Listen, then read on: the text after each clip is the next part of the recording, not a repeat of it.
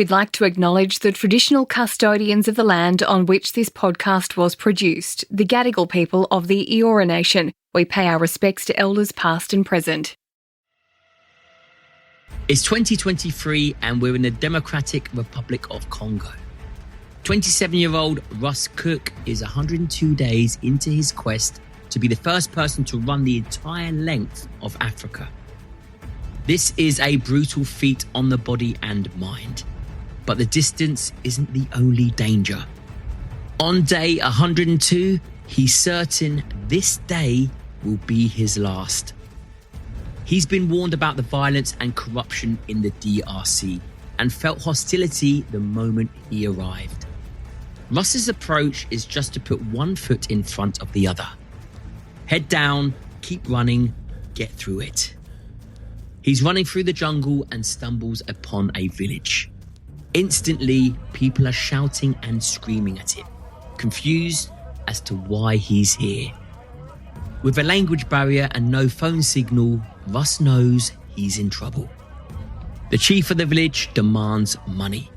Russ doesn't even have water on him, let alone any cash. He's taken further out into the bush with two men wielding machetes. This is his only chance to escape. He makes a run for it, sprinting as fast as he can. But it doesn't take long for the two captors to catch and grab him. I'm at Middleton, and this is Headgame. Today, Russ Cook on his life lessons from running the length of Africa. I think that I'm the hardest geezer, right? So I don't know how you got that title, Russ, but listen, after reading your story and following you, to be fair, mate, do you know what? I'll have to give you that title, mate, because what you went through was nothing short of pure survival, endurance, and talk about head game, you know, getting your head in the game to be able to get out of some of those sticky situations you're in. I'll let you have the hardest geezer, mate, for now.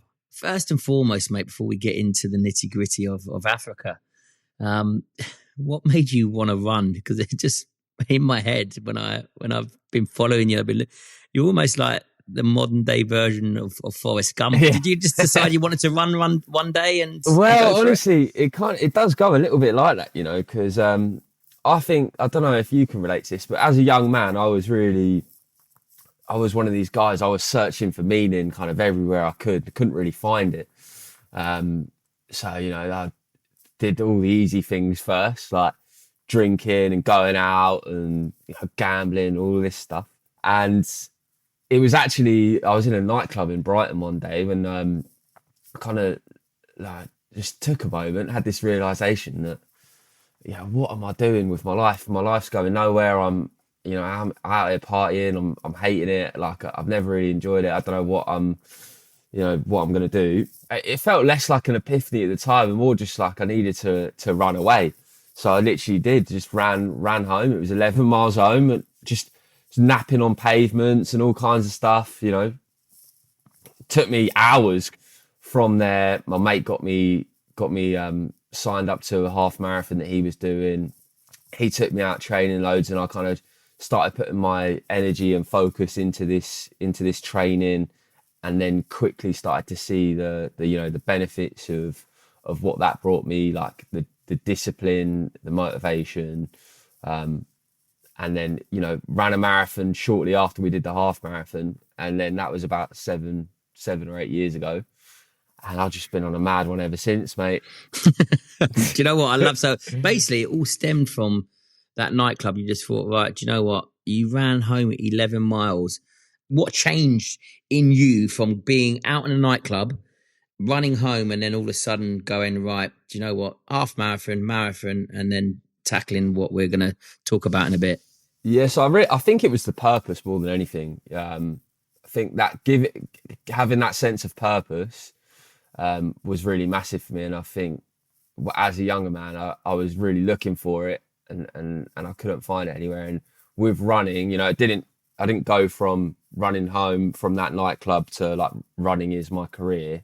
That took like 5 years in itself, but I realised that this was something positive that I could put my energy into, that was going to deliver me positive outcomes for my life in return. And it was so quick to see, you know, that transformation, because I was in such a dark place at the time that when I started running and those like positive feedback loops kept coming, and I felt more self-confident.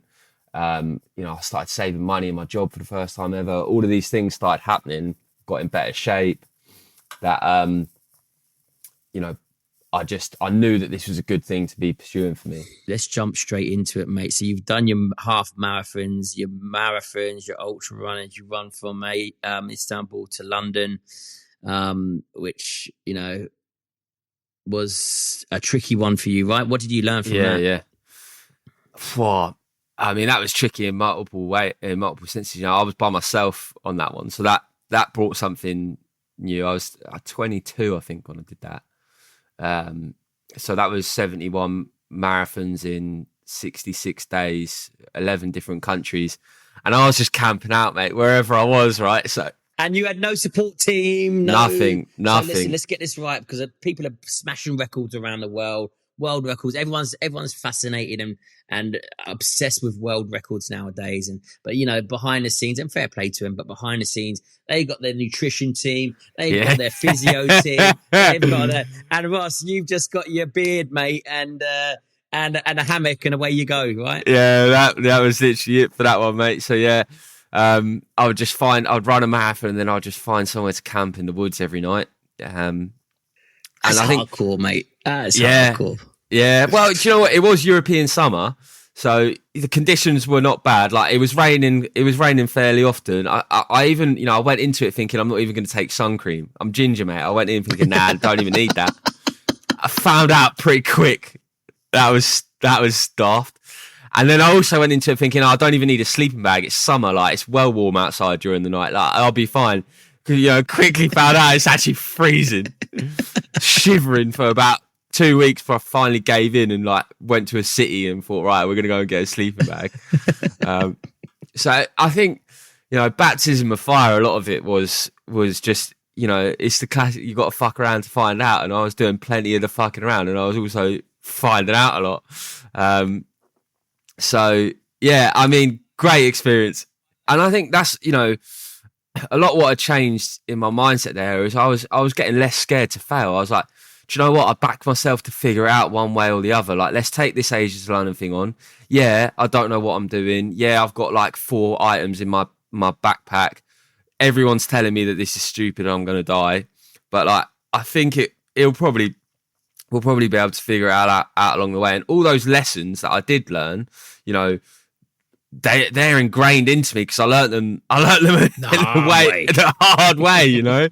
Like, whether it was waking up after 30 back-to-back marathons for the first time ever, and like my feet feel like they're about to fall off, and it's just like taping everything up and going like, we're gonna find a way through this. So all of that stuff was it was brutal, but it was, you know, an amazing learning experience. Right? Yeah, I love that, mate. And I'm very much like that. So you come off of that, and if that wasn't a lesson enough, mate, what then made you think, do you know what? I'm going to run the length of Africa? Because, mate, if you hadn't already, you know, got a coup under your belt by doing that, what was Africa all about? You madman.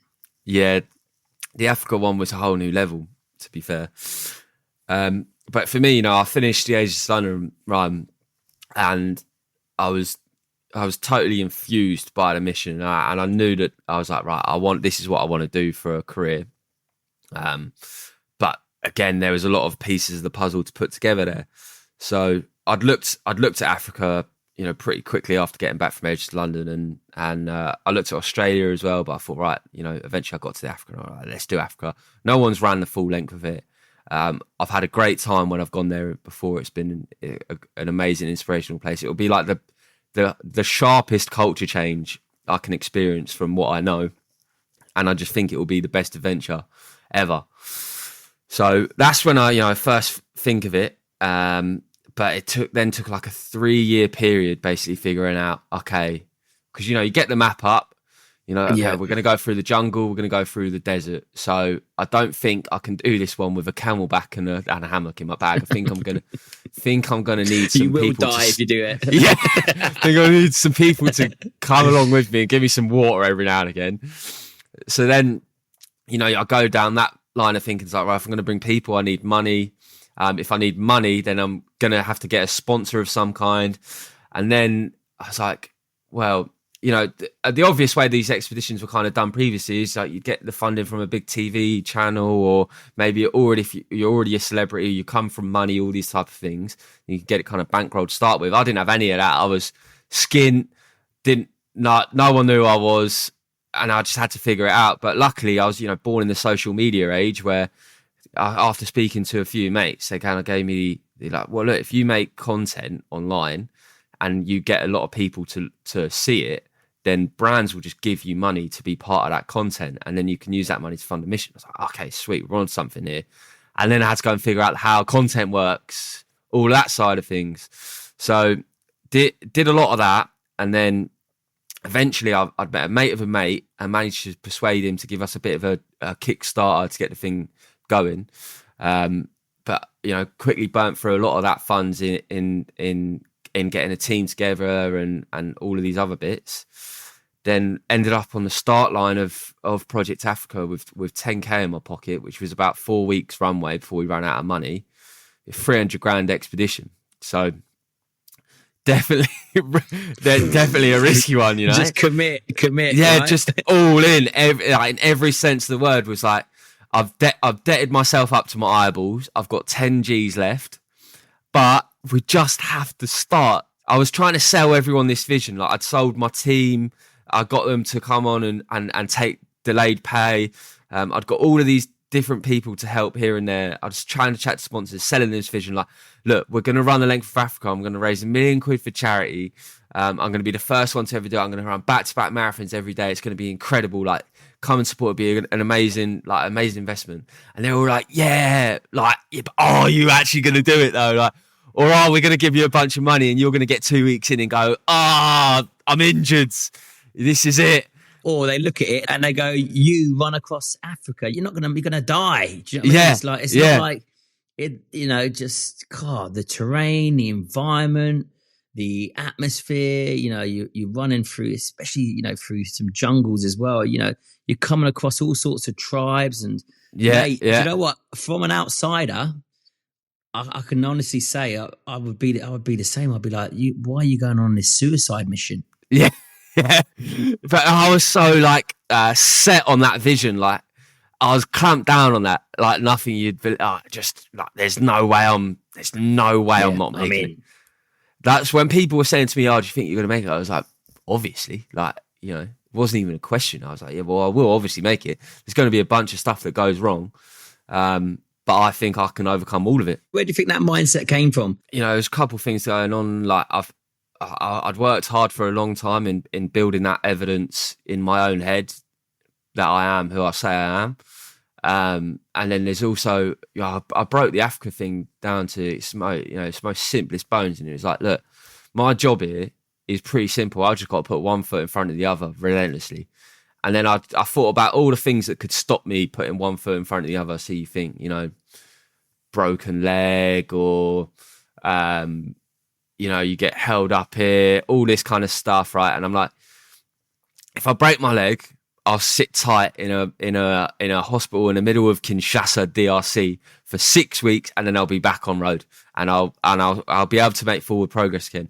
And then I was like, the only thing that could stop me is if I died. That's the only thing.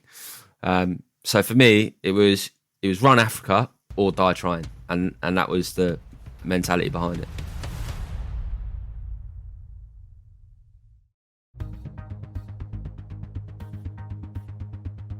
That do or die mentality is a hard one to not only unconvince, but it's a hard one for anything to come in your way. You must have gone through some shit to build up that resilience psychologically, which is ultimately what got you through Africa. So talk me through when you were at the start line. You got 10 grand. you go. What's the first couple of days like, mate? And where are you running from? Where are you running from? Are you running from south to north, east to west? Where you running? Yeah, so I'm running from the most southern tip of Africa, which is in South Africa, called Cape Agulhas, and then I'm running to the most northern tip of Africa, which is in Tunisia, called Ras Angela. I'm on that start line thinking, right, we've got about 10,000 miles to cover here. It's going to take 8 months to a year at best. I've got 16 different countries to run through, many of which we don't even know how we're going to get into yet. I'm thinking, right, let's just not get injured on the first couple of days. I'm really just trying to focus on that first kind of 2 week period where it's like, right, my job for this 2 weeks is to get my body settled into that daily ultra marathon rhythm. And that's probably like one of the hardest stages, because you're going from, pottering around doing your normal training to like, right, is 50k or 60k a day, and it's inflammation everywhere. Your body's kind of screaming at you from probably day 2 or 3 onwards to be like, look, you're taking the piss here, mate, like settle down. And it's just knocking that back day after day after day after day until eventually you get to a point where it kind of just, it still hurts, don't get me wrong, and it doesn't really ever get better, but it stops getting worse. You know what I mean? It numbs out and sort of, you hit a pain threshold, don't you? Yeah. Pain barrier. Yeah. So I was like, right, once we settle into that nice little glide of where like we're sitting in that pain, but we kind of know it's not getting too much worse from here. I was like, just focus on getting there. So it was a lot of just, metaphorically headbutting against the wall until that was done for the start period. And then I think what was different about this Africa challenge to anything that I'd done before is as soon as I got to that point, then all of the external factors of, getting robbed here or attempted robbery there or food poisoning and all of that other stuff started happening as well. So it was just new type of challenges. You got robbed at gunpoint, right? Yeah. What were you just running along and someone was like, this is a bust, it's a hold up, give me shit. Go on, talk me through that. Yeah, well, what happened there is I was in Angola about 60 days in, that was. There'd been a couple of attempted robberies already in South Africa, which I've managed to get out of both of them. The first one, I assume you've spent some time in Cape Town before, yeah, right? I have, yeah. So like we were driving through one of the townships in Cape Town, pulled up to a traffic light, and I had my window down, which is just such a schoolboy error for most people who've been to Cape Town. Like, why are you doing that? Well, don't tell me you're on the phone as well. But I had my phone up doing the maps, right, on the thing. So 2 blokes roll in and they try to grab my phone. I was like, shit, just grab my phone, launched it across the other side of the car. And then the other one tries to grab the keys out of the the keyhole. Yeah. And I've just grabbed his hand and I was like, look, I'm not letting go. And they just start punching me up. And I'm like, oh, fuck, this is the cost of being stupid here. I'm paying for it. So I'm just getting banged up by these blokes. I'm like, I don't care what is happening. I can't let go of these keys. So I lose this van, then this mission over already because I ain't got money to replace it. So that was kind of my first, eventually they just stopped and ran off. But this was, my first kind of baptism into you ain't in sunny south coast of England anymore, lad. Like, yeah. And then shortly after, I think maybe 2 weeks into the mission, I had a situation where I ran past a township late at night. It was dark, and 2 blokes came running up beside me, one behind me, one in front of me, and I immediately clocked. I was like, "Oh, okay, this is getting it." But I noticed that they waited maybe 30 seconds or a minute to do anything, and because of my life experience, I kind of knew at that point. Then I was like, right, they're actually a little bit apprehensive about robbing me. And then I thought, well, best give them a reason to be even more apprehensive then.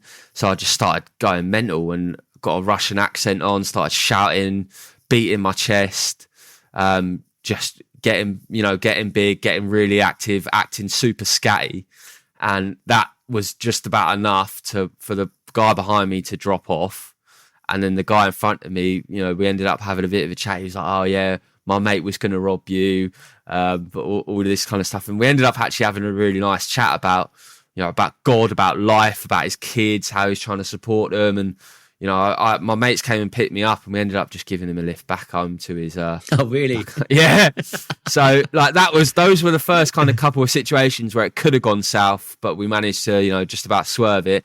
And then in Angola, I'd ran 30k in the morning. I was taking a lunch break, so the boys had stopped in a van, got in there, just eating some food, chatting some usual rubbish with the boys, and then 3 guys pulled up on a motorbike behind us. They walk up the side of the van, ping the door open, gun in faces, and it's now it's a slightly different situation where it's like, well, give us everything you've got, or it's light us out. And we lost a lot of stuff that day, about 5-6 grand's worth, which for us at the time was massive: cameras, phones, drones, cash, passport. No, they took all that, did they? Yeah, they took your passports. Yeah. Bad enough without your cameras and all that. How did you crack on without a passport? Well, we did think of this before, so we had backup passports. We got 2. We got 2 each, but we lost a lot of visas. So all of the visas for our upcoming countries were in those passports. So it caused a huge delay going to different embassies trying to get new visas and all this kind of stuff. So it was a nightmare, I can't lie. But you learn those lessons the hard way, don't you? We certainly started restructuring how we keep things in the van and all that kind of stuff after that. So, brutal lesson, but c'est la vie. And then fast forward to day 102.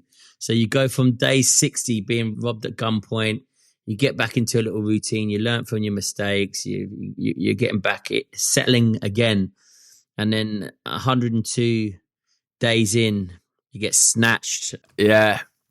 Mate, that was a spicy one. That, probably the scariest time of my life, to be honest with you. 102 days in, we're in the middle of DRC, which for people that don't know has an extremely complex history in itself.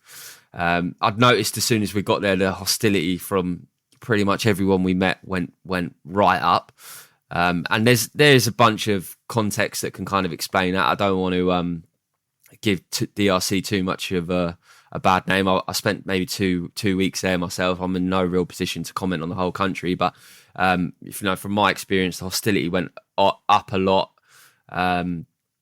And on day 102, I got separated from the boys. We started running on roads that were there's no tarmac. They're all mud roads, and the van got stuck, wasn't able to continue. And the boys were trying to send messages to me saying like, right, come to this village, meet here, meet there, blah, blah, blah.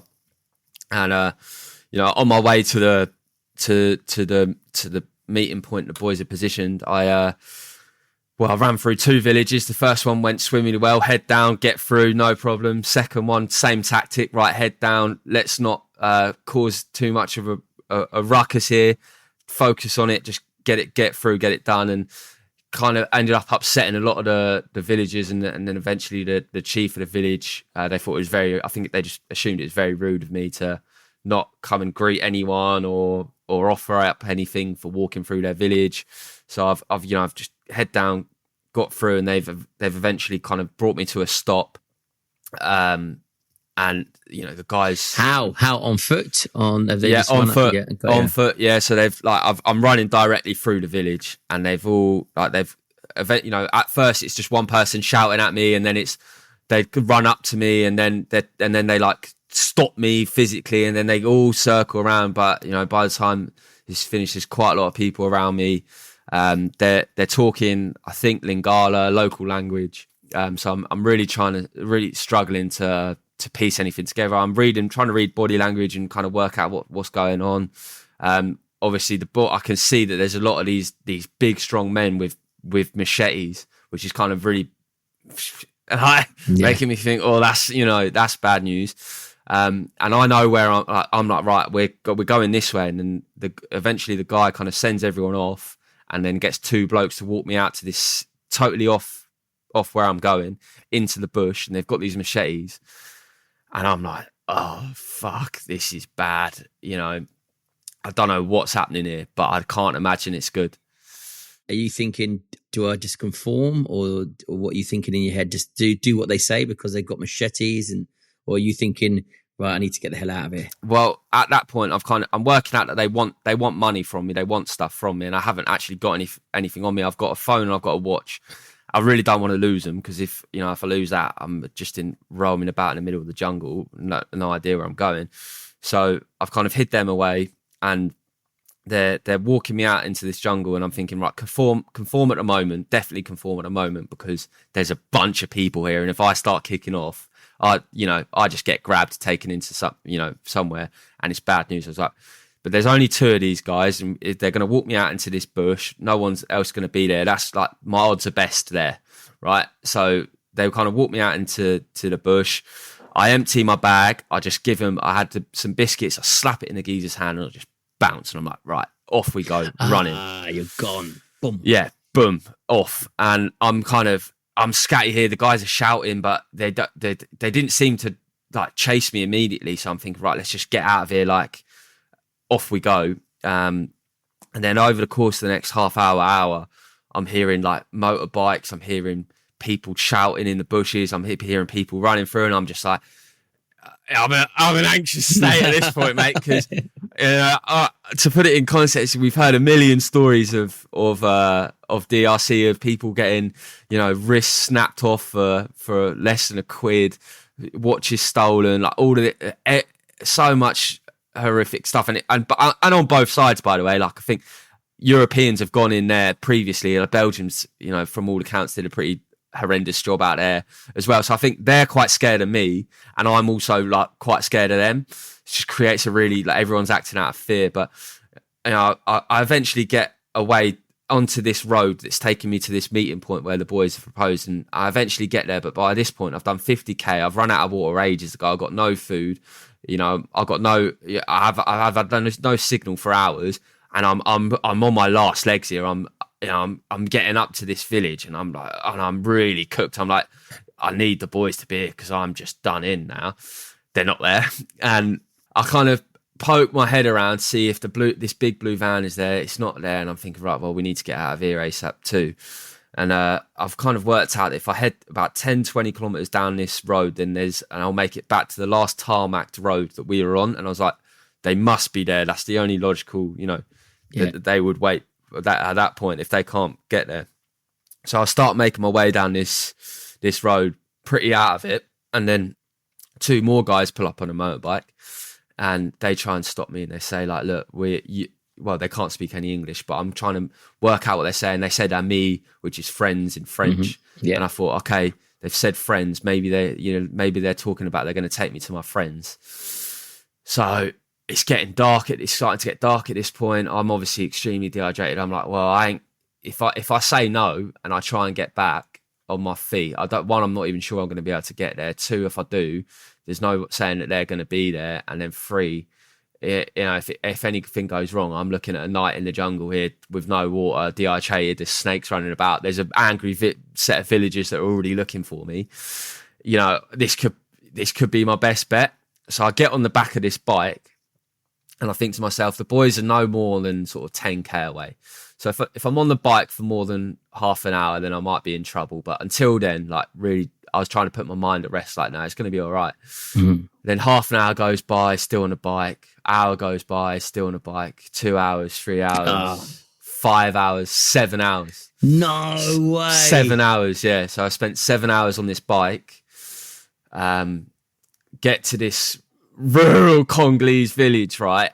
And at this point, you can imagine the amount of things going through my head at this, because I'm just trying to analyze the situation as best as possible, going like, okay, but I'm on this bike, and I'm getting off every half an hour or so. I'm kicking off a bit to see what they're doing. They're getting more and more hostile the more I'm getting off and causing a bit of a problem. I'm thinking to myself, right, like, if they were going to rob me, then like they would have just done it. And I'm like, right, why are we going to the rural? Like, why are we going rural into this jungle? We're going away from everything. And I'm like, they're either taking me to hold me, like they're taking me to hold me ransom, or they're taking me to kill me somewhere. And I was just flopping between those 2 things in my mind, like, and I was like, maybe they've seen like we've been putting out a lot of stuff on Instagram. We've got quite a lot of traction on Instagram. Maybe they've seen some of that and been like, followers equals he's rich. Let's like get him in.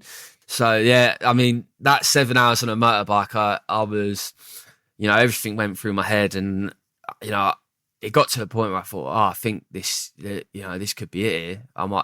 This might be me. I've pushed it too far, and now I'm going to find out for real. And I just thought about everyone I'm letting down at home, my friends, my family, my girlfriend. All of these things I'd said, like, oh, we're going to make it work, we're going to get through it, and we're going to raise all this money. It's going to be such a great, thing. And then here I was on my silly little mission, about to get myself whacked, offed, for this. And it was, it was the hardest little moment ever there.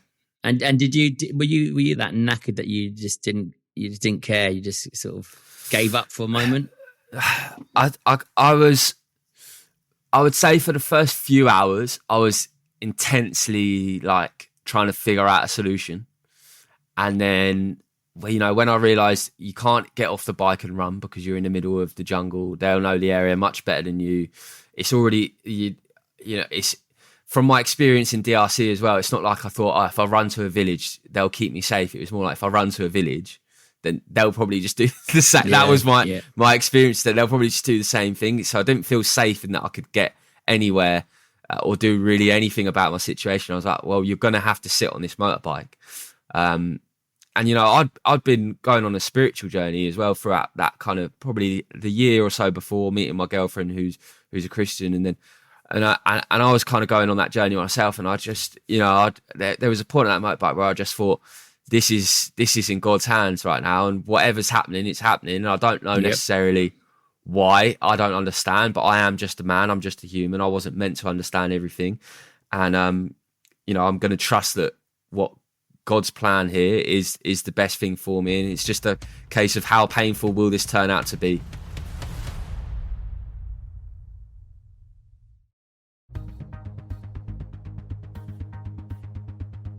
So what happens to you? Obviously, you end up back with your team.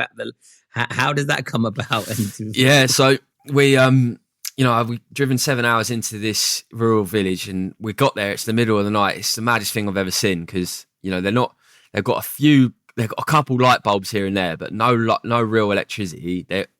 The village is made out of kind of like corrugated iron roofs and then wooden kind of sheds. So it's more like a structure of sheds rather than what you would call houses. There's obviously no tarmac on the road, so it's completely dirt roads. And I get there, and I'm at that point I'm thinking, okay, like we're about to find out now, and I'm just extremely anxious. So they kind of marched me into this little shack building, and a load of the men from the village gather. They all start arguing. It gets like a bit more progressively heated, and I can't understand anything they're saying, but I can still read body language. So I'm just kind of trying to work out the hierarchy here, who's in charge, who's definitely not in charge, all of this type of stuff. And I can see that they're arguing about kind of money and me and all of this stuff. So I'm thinking, all right, okay. Well, at least I'm not, it's looking to me at this situation like they want money out of me more than anything is what I'm thinking. And then the guy, a guy rolls in and can immediately see he's got authority amongst everyone. And it turns out he was the second chief of the village. And he said to me, like, you speak to me English very slowly. And I was like, thank God, right? And I said to him, like, look, big mistake. If we make contact with my friends, they come, they bring you money, right? And then from that moment on, we were able to make contact with my friends and explain the situation. And then they kind of started this kind of 2-day rescue mission to get out into the rural Congolese village. And then, we handed everyone some money, everything was squared up, and, I was allowed to leave. Wow, mate. So you fucking hell, not only you going through it physically, emotionally, psychologically, you're drained at this point. And then to want to risk all of that again, what was going through your head, mate? Yeah, so I mean, I think the back of that motorbike was the only time in the mission where I really contemplated what I was doing in terms of like, do I really want to be doing this kind of thing? That was the only time I ever really asked myself the question. Once we got away and got out of, I thought to myself, like, we've come this far, and if I quit now, it's all for nothing, or I can carry on pushing through and complete everything that I set out to achieve. I did think about it properly, but I thought, do you know what? Like, there's just no way I can let this negative, bad experience define me like that. And the next day I was up and running again. I think as well, like, part of my experience up until that point had taught me is that, when you're in the bad moments and the bad things do happen, the only way out of that really is to go straight through it. Because I think, like, if I think about myself as a person, I think if I'd have quit at that point, then it would have eaten me up. It would have eaten me up that I quit because that happened. So I was like, well, I get it. And so, mate, so you crack on. Talk me about crossing the finish line. So, mate, listen, it doesn't get much better than that. What was it like crossing that finish? Because I know the world at this stage, mate, was fully awake. And how did you feel, mate, that you could finally let everything go? Yeah, I think really hard to kind of put that all into words. I remember, that last few days was quite emotional because it was a lot of lasts, and this had been 352 days on the road, right, running more than a marathon every day. It had become a way of life, and I knew that it was all ending. So for me, I've woken up on that last day, and I'm like saying goodbye to the boys that have been there for so much of this journey as well. So like immediately, waterworks on and off all day. I'm extremely emotional seeing my dad for the first time in over 14 months. Likewise with my mum and my girlfriend and my brothers. And I remember coming over that hill, right? So there's the last hill before I could see the Med. And I've been looking forward to this Mediterranean Sea for over a year, right? Of everything that we'd had to overcome to get there. And I mean that in the sense that everything I'd had to overcome in Africa, but also before that.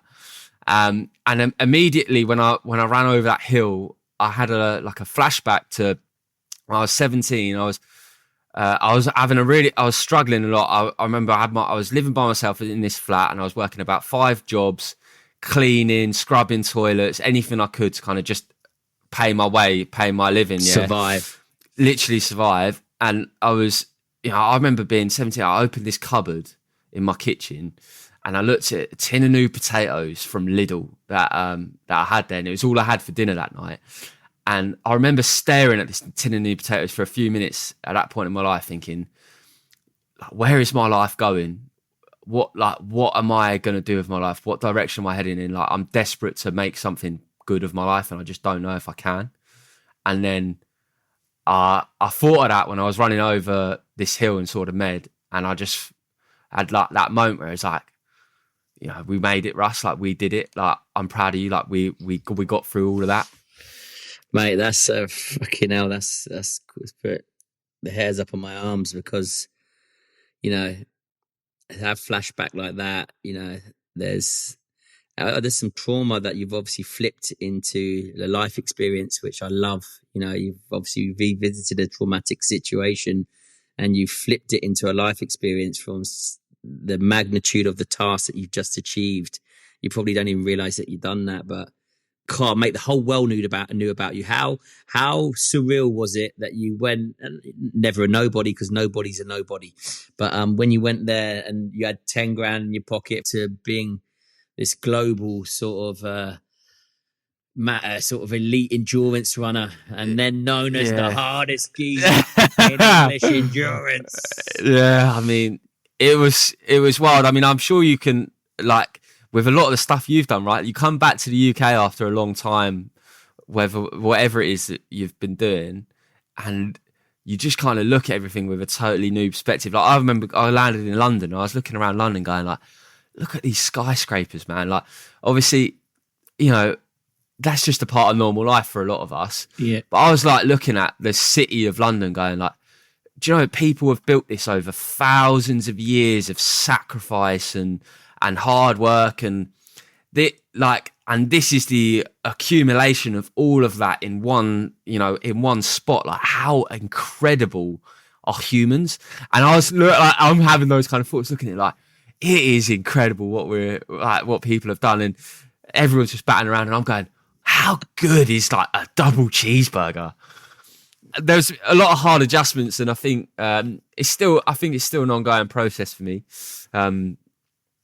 But yeah, it's been, even like getting recognised on the street and stuff like this was a new one. Yes, surreal, isn't it? But the good thing about it is, and the beautiful thing about it, Russ, is you're getting recognised because you've inspired people, you motivated people, you have changed people's lives, you've changed people's perspective, you've changed the way people tackle things and look at things differently. It's phenomenal when you do something like that, because people look at you and go, "God, it's possible. It is possible if you've got the right people around you, you've got the right mindset, if you've got the right purpose and ambitions in life, then there's nothing out there that can't necessarily be achieved." Mate, what's next for the Hardest Geezer? Good question. I think since finishing Africa, I thought about a lot of different things. And for me, I kind of settled on, I really want to make sure that whatever we're doing moving forward, we're having that positive impact. We're inspiring people to take on the adventure of their life. So doing it in a few different ways. I've set up Hardest Adventures. We're going to continue making our content that delivers that message. And I've also just set up a warehouse in my hometown. We're partnering with the running charity there, and we're going to be delivering impact sessions for young, vulnerable people all over Worthing and Brighton as well. So yeah, lots going on. Busy with it all, but it's all good stuff, mate. Can't complain. Listen, love you loads, mate. You're a big inspiration. I loved your story. I loved following you. And I'm looking forward to seeing what's next, mate. Listen, keep up the good work, keep inspiring, and thanks for coming on, buddy. Cheers, Ant. Appreciate it, mate. Russ Cook is the author of The Hardest Geezer, Mind Over Miles. If you'd like to find out more, I'll link the details in the show notes. Thanks for joining me on this episode of Head Game. If you enjoyed this episode, please share it with a friend. I'm at Middleton. See you again next time.